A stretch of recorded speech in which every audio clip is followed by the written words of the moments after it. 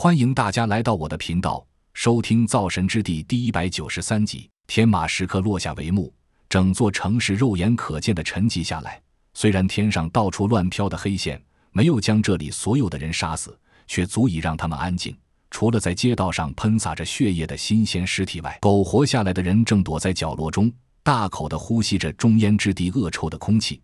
他们看起来比尸体还要沉默。无数的回响者在濒临死亡的情况之下觉醒，然后带着记忆悲惨地迎接着自己的归宿。整个中烟之地如同经历了一场旷世大战，不仅血流成河，甚至还破坏了大量的建筑物。只可惜这里本就满目疮痍，好似在垃圾场中丢下了一团纸巾，根本感受不出变化。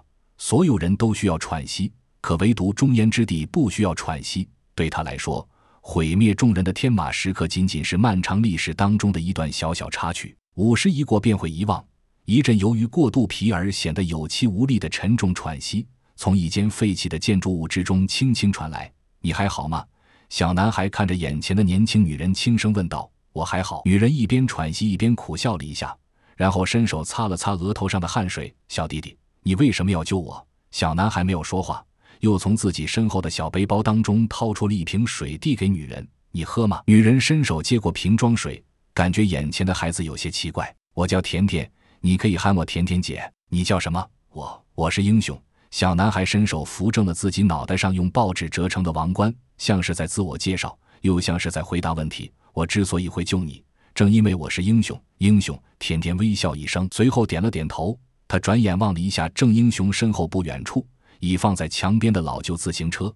你可真是个奇怪的孩子，为什么会在天马时刻里骑着一辆自行车跑啊？郑英雄从自己身后扯过自己的披风，然后一脸严肃地擦了擦脖子上的汗，说道：平民，你也很努力，若不是后半段你帮我骑，恐怕我也活不了。平民。甜甜哑然失笑，将手中的水瓶递了出去。这是什么称呼呀？小英雄，你要喝水吗？英雄。英雄是不会渴的。郑英雄抿了抿嘴唇，虽然眼中满是期望，可还是摇着头。噗！甜甜被眼前的小孩逗笑了。英雄不会渴，难道英雄就不是人了吗？英雄是人。郑英雄略微一怔，随后摇了摇头。不，平民、英雄和人本质上是不同的。我会带着披风和王冠，用手中的宝剑拯救所有的沉迷于水火之中。咦？甜甜挠了挠头发，略微思索了一下，说道：我懂了。既然如此的话，甜甜俯下身，半跪下来，然后双手捧起了水瓶，面带笑容地低下头。英雄大人，这瓶水是我这个平民姐姐献给你的，就请你勉为其难地喝了吧。啊！郑英雄显然吓了一跳，赶忙去伸手扶起甜甜。姐，平民，你不用这样的，我喝，乖了。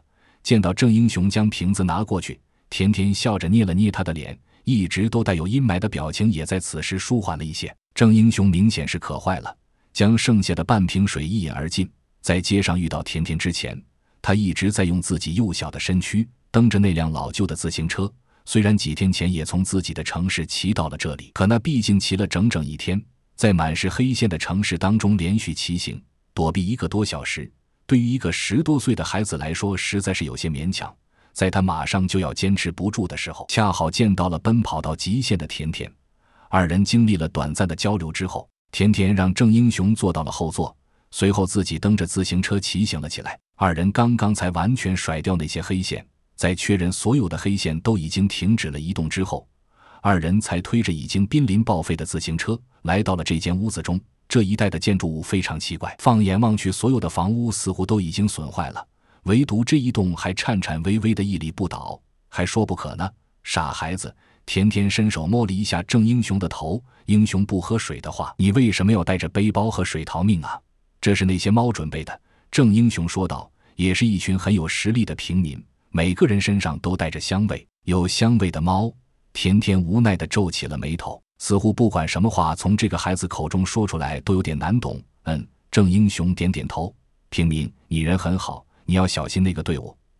甜甜思索了一下，所以你说那些猫是个队伍？没错。郑英雄十分严肃地说道，要小心的是其中一个人，他身上带着浓浓的恶臭，他的臭味很……话还没说完，郑英雄的鼻子缓缓流下了鼻血，整个人的脸色也苍白了几分。甜甜吓了一跳，赶忙用自己的手掌按住了郑英雄的鼻子。孩子，你这是怎么了？我没事，老毛病了。郑英雄推开了甜甜的手，我不要紧的，听话。甜甜不管3七21，直接将郑英雄拉了过来，然后强行将他的头扬起，王冠也掉落在了地上。现在你还不能当英雄，你受伤了，等你什么时候鼻子不流血了再让你当英雄吧。郑英雄一时之间有点局促，他想要反抗，可又感觉甜甜的动作十分温柔，憋了半天才缓缓说道，可是有人跟我说过，如果把头扬起来，鼻血会灌进胃里，造成……那我不管。甜甜佯装生气地说道，我没有文化，管不了那么多，我只知道这样能最快止住你的血。小时候我流鼻血，父母就是这样让我止血的。郑英雄眨了眨眼，竟然格外听话地仰着头，一动未动，这样才乖。甜甜笑着说道，等你好了之后，我再和你玩扮演英雄的游戏。二人静静地坐在一起，甜甜有些担心郑英雄脖子会累，伸手从后面拖住了他扬起来的头，而郑英雄从头到尾都没有反抗过，期间只是静静地问了一句，姐，平民，你能不能帮我个忙？什么姐平民？甜甜叹了口气，叫我生姐姐就那么难吗？本以为郑英雄有些顽皮，故意扮演着英雄的角色，可没想到他接下来说的话却让甜甜完全摸不着头脑。我可以吗？可以。甜甜皱着眉头看了看他，什么可不可以？我可以叫你姐姐吗？叫我姐姐还有人不准吗？那姐姐，你可不可以帮我个忙？真受不了你这孩子怎么这么奇怪。甜甜苦笑着摇了下头，咱俩都是生死之交了，还这么客气。你要我帮什么忙？我的王冠掉了。郑英雄笑了一下说道，能不能帮我把我的王冠捡起来？王冠？甜甜扭头看到了那静静躺在地上的报纸折成的王冠，不由得有些好奇，这个报纸王冠对你很重要吗？是另一个姐姐送我的。郑英雄点了点头，王冠对我不重要，那个姐姐对我很重要。甜甜听后心头略微被触动，然后弯腰捡起了地上的王冠，轻轻掸掉了上面的灰尘，放到了一旁的桌子上。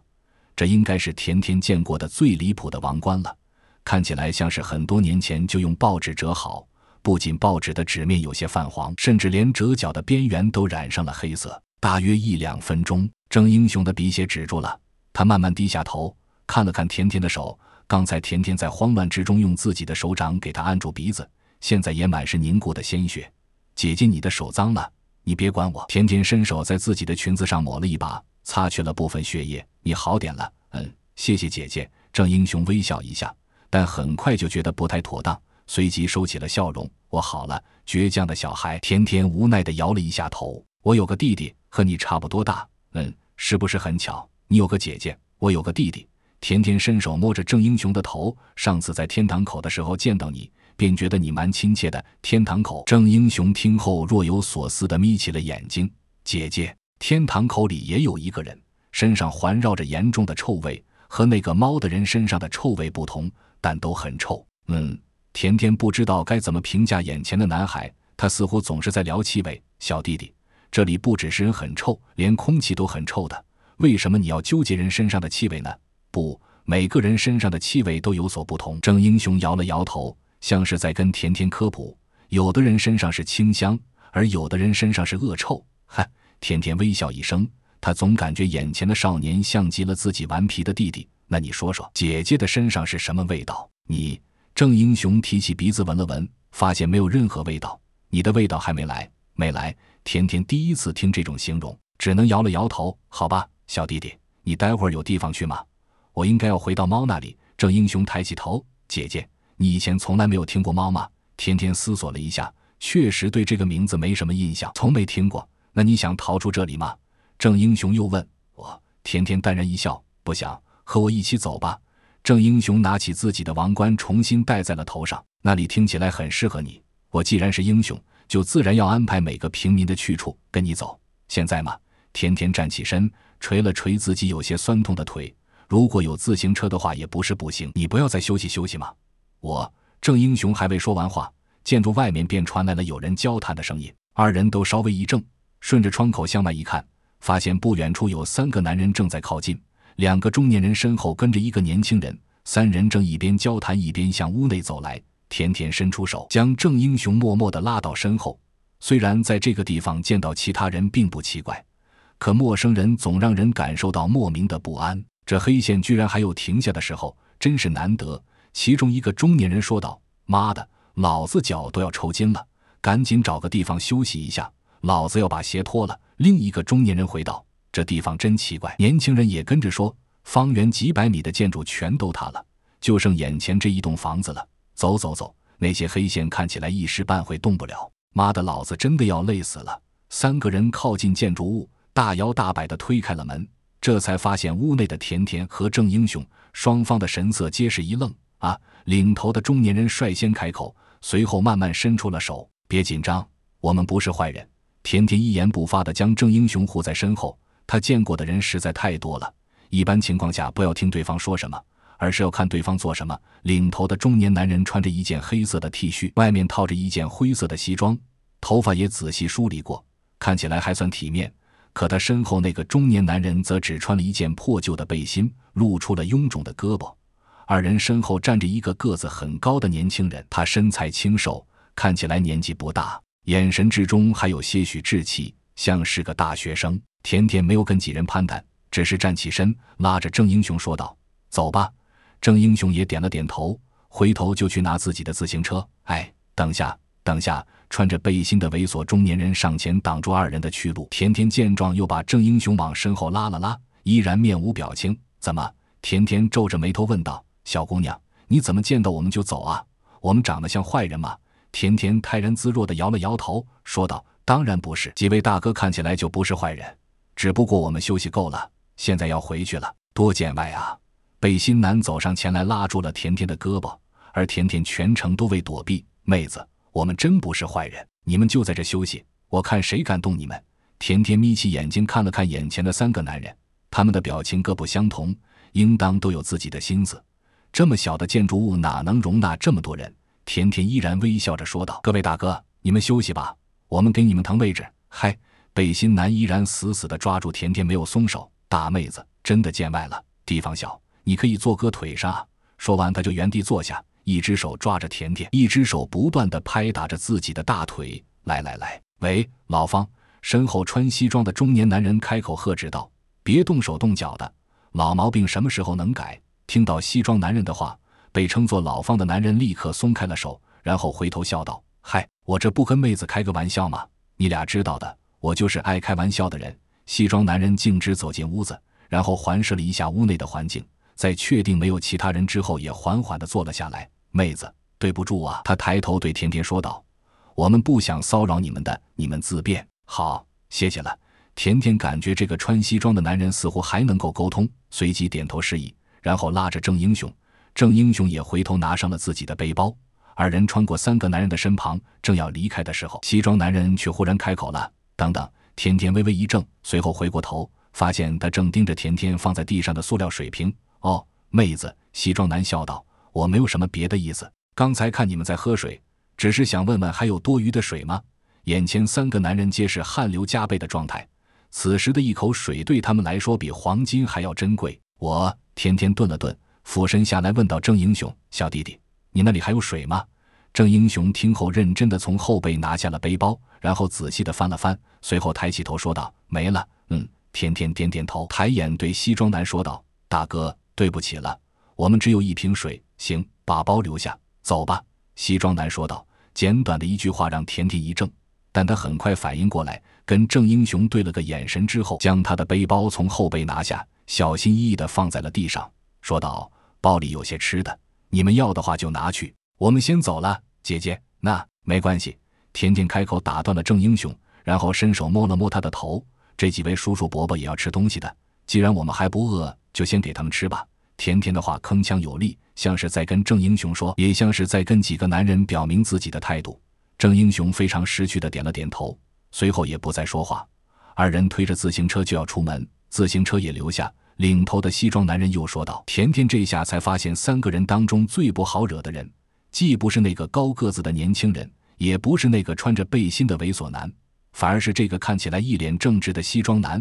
空气一时之间有些凝固。大哥，我们的据点离这里有些距离。甜甜笑道：这附近也没有什么可以避难的房子了，我们要在天黑之前赶回据点，必须得靠这辆自行车的。我说让你把自行车留下。西装男冷眼抬起头看向甜甜：我不管你有什么理由，我只看结果。